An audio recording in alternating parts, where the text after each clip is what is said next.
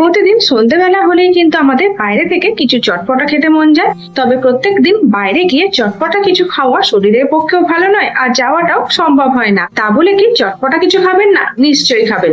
তো আজ আমি আপনাদের সাথে একদম ঠেলা গাড়ির মতো চুরমুরের রেসিপি শেয়ার করব। ফুচকাওয়ালার কাছে যে চুরমুরটা পাওয়া যায় সেটা খেতে কিন্তু দুর্দান্ত লাগে। বাড়িতেই কিন্তু আপনারা একদম ফুচকাওয়ালার মতো চুরমুর খুব সহজে বানিয়ে ফেলতে পারবেন। তো চলুন বেশি দেরি না করে ঝটপট এই চুরমুরের রেসিপিটি দেখে নেওয়া যাক। আর আমার ভিডিও যদি আপনাদের ভালো লেগে থাকে তাহলে অবশ্যই আমার চ্যানেলটি সাবস্ক্রাইব করে আমার পাশে থাকবেন। আমি দুদিন অন্তর নতুন নতুন রান্নার ভিডিও আমার চ্যানেলে পোস্ট করে থাকি।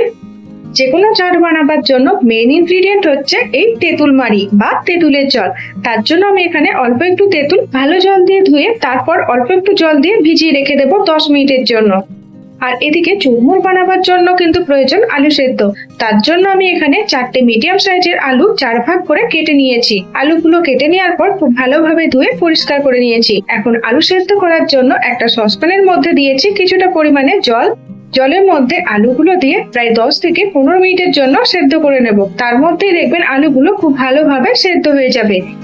যতক্ষণে আলুগুলো সেদ্ধ হচ্ছে ততক্ষণে এই চুরমুরে দেওয়ার জন্য একটা ভাজা মশলা তৈরি করে নেব। এই ভাজা মশলা দেওয়াটা কিন্তু একদমই স্কিপ করবেন না। বাইরের যে কোনো চাট খেতে কিন্তু শুধুমাত্র এই ভাজা মশলার জন্য বেশি টেস্টি লাগে। ভাজা মশলা বানাবার জন্য এখানে একটা প্যানের মধ্যে নিয়ে নিলাম 2 চামচ মতো গোটা ধনে আর 2 চামচ মতো গোটা জিরে, আর দিলাম 2টো শুকনো লঙ্কা। একদম লো ফ্লেমে এই মশলাগুলো কিন্তু খুব ভালোভাবে ড্রাই রোস্ট করে নিতে হবে, যতক্ষণ না অবধি মশলাটা থেকে খুব সুন্দর একটা গন্ধ বেরিয়ে আসছে। আর আপনারা এই ভাজা মশলাটা একবার বানিয়ে প্রায় 1 মাসের জন্য যে কোনো এয়ারটাইট কন্টেনারের মধ্যে রেখে স্টোর করতে পারবেন। দেখুন ভাজা মশলা বানাবার জন্য কিন্তু এই মশলাগুলো ভাজা হয়ে গেছে। আর এদিকে দেখুন যে আলু সেদ্ধগুলো আমি চাপিয়েছিলাম সেটাও কিন্তু রেডি হয়ে গেছে। এখন আলু সেদ্ধগুলো যাতে তাড়াতাড়ি ঠান্ডা হয়ে যায় তার জন্য গরম জল থেকে তুলে ঠান্ডা জলের মধ্যে ডুবিয়ে রাখবো। ভাজা মশলাটা হালকা ঠান্ডা হয়ে যাওয়ার পর একটা মিক্সার জারের মধ্যে ঢেলে দিচ্ছি। এখন এই ভাজা মশলাটা কিন্তু খুব ভালোভাবে পাউডার বানিয়ে নিতে হবে। হালকা গরম থাকবে সেই অবস্থাতেই ভাজা মশলাটা পাউডার বানাবেন, তাহলে দেখবেন খুব সুন্দরভাবে ভাজা মশলাটা পাউডারটা বানানো যাবে, একদমই খিচে খিচে থাকবে না। দেখুন আমাদের চুরমুরে দেওয়ার জন্য কিন্তু একদম স্পেশাল ভাজা মশলা রেডি হয়ে গেছে।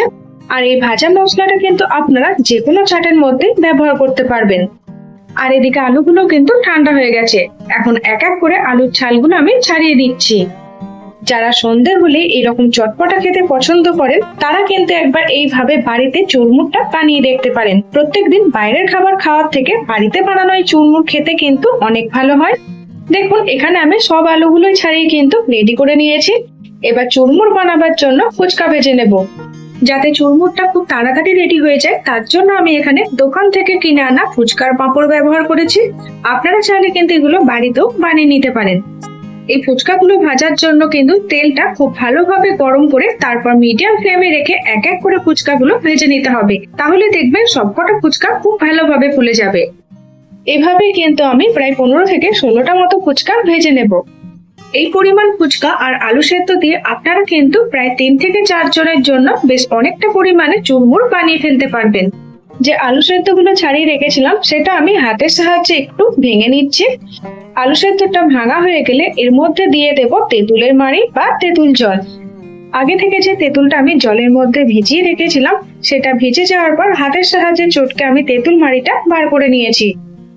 আমি এখানে প্রায় 4 থেকে 5 চামচ মতো তেঁতুল মাড়ি ব্যবহার করছি। আপনারা যেমন টক খেতে পছন্দ করেন সেই অনুযায়ী কিন্তু এই তেঁতুল মাড়ির পরিমাণটা কম বেশি করে নিতে পারেন। আগে থেকে যে ভাজা মশলাটা তৈরি করে রেখেছিলাম সেটা আমি এখানে দিয়ে দিলাম প্রায় 1 চামচ মতো, আর দিলাম স্বাদ মতো নুন। নুনের পরিমাণটা আমি এখানে একটু কম রেখেছি, পরে প্রয়োজন হলে এর মধ্যে আরেকটু নুন আমি দিয়ে দেবো। আর দিলাম 1 চামচ মতো চাট মশলা আর হাফ চামচ মতো বিট লবণ। প্রায় হাফ কাপ মতো সেদ্ধ করে রাখা ছোলা আমি এর মধ্যে দিয়ে দিলাম একটু পাতলা আর লম্বা করে কেটে রাখা শসা কুচি।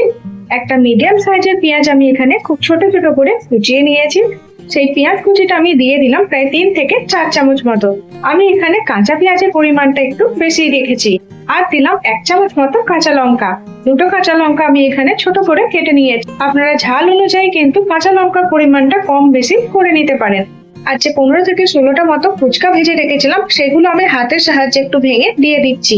প্রায় 1 মুঠো মতো ফ্রেশ ধনেপাতা কুচি দিলাম, আর দিলাম অল্প একটু পরিমাণে ভুজিয়া। বাড়িতে এই চুরমুরটা বানানো কিন্তু খুব সহজ আর খুবই কম টাইমের মধ্যে রেডি হয়ে যায়। তাই এখনো অব্দি যারা চুরমুর খাওয়ার জন্য বাইরে যাচ্ছেন তারা কিন্তু আর বাইরে না গিয়ে একবার এইভাবে বাড়িতে বানিয়ে দেখতে পারেন। আর এটা খেতে তো এত ভালো হয়, দেখবেন বিকাল হলে বারবার এইভাবেই বাড়িতে চুরমুর বানিয়ে খেতে মন যাচ্ছে। এখন খুব হালকা হাতে এগুলো কিন্তু ভালোভাবে মিশিয়ে নিতে হবে। খুব বেশি চেপে মেশাবার কিন্তু প্রয়োজন নেই, খুবই হালকা হাতে এটা মিশিয়ে নিতে হবে, না হলে কিন্তু ফুচকাগুলো খুব তাড়াতাড়ি নরম হয়ে যেতে পারে। দেখুন আমি খুব হালকা হাতে কিন্তু এই চুরমুরটা মিশিয়ে নিয়েছি। একদম ফুচকাওয়ালার মতো চুরমুর কিন্তু বাড়িতেই আমাদের খুব সহজভাবে রেডি হয়ে গেল। এখন ফুচকাওয়ালারা যেমন প্লেটের মধ্যে চুরমুর গুলো দেয়, আমিও ঠিক সেই প্লেটের মধ্যে চুরমুর গুলো দিয়ে সাজিয়ে নিচ্ছি। আর একদম বেশি দেরি না করে কালই কিন্তু আপনারা একদম ফুচকাওয়ালার মতো চুরমুর বাড়িতে খুব সহজভাবে তৈরি করে ফেলতে পারবেন। দেখলেন তো বাড়িতে ফুচকাওয়ালার মতো চুরমুর বানানো কতটা সহজ, আর খেতে কিন্তু ফুচকাওয়ালার থেকে কোনো অংশে কম হয় না। আপনারা অবশ্যই একবার এইভাবে চুরমুরটা বাড়িতে বানিয়ে দেখবেন। প্লেটের মধ্যে চুরমুরটা দিয়ে দেওয়ার পর এর উপর থেকে দিয়ে দিচ্ছি আরো একটু অল্প করে ফুচকা ভাঙা, ঝুরি ভাজা আর অল্প একটু করে তেঁতুলের জল। দেখুন চুরমুরটা দেখতে কতটা লোভনীয় লাগছে, আর দেখতে যতটা লোভনীয় লাগছে খেতে কিন্তু তার থেকেও অনেক বেশি টেস্টি হয় আর একদম চটপটা। একবার যদি আপনারা বাড়িতে এইভাবে ফুচকাওয়ালার মতো চুরমুর বানানো শিখে যান, তখন দেখবেন আর বাইরে থেকে কিনে খেতে মনই যাচ্ছে না। যখন মন যাবে তখনই কিন্তু আপনারা বাড়িতে একদম দারুণ স্বাদের চুরমুর তৈরি করে ফেলতে পারবেন। তো আমার এই দারুণ স্বাদের একদম ফুচকাওয়ালার মতো চটপটা চুরমুরের রেসিপি আপনাদের কেমন লাগলো কমেন্ট বক্সে জানাতে ভুলবেন না। আর আমার ভিডিও যদি আপনাদের ভালো লেগে থাকে তাহলে অবশ্যই আমার চ্যানেলটি সাবস্ক্রাইব করে আমার পাশে থাকবেন।